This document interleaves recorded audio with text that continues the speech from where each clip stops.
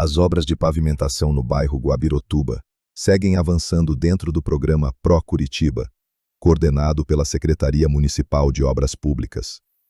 Uma das características desse trabalho é a utilização da técnica de reciclagem do pavimento, que reaproveita o asfalto existente como base para a nova estrutura da via. Durante esse processo, é incorporado cimento ao material reciclado, aumentando sua resistência e contribuindo para uma base mais durável. Além de melhorar o desempenho do pavimento, essa solução reduz o desperdício de materiais e torna a obra mais sustentável e eficiente.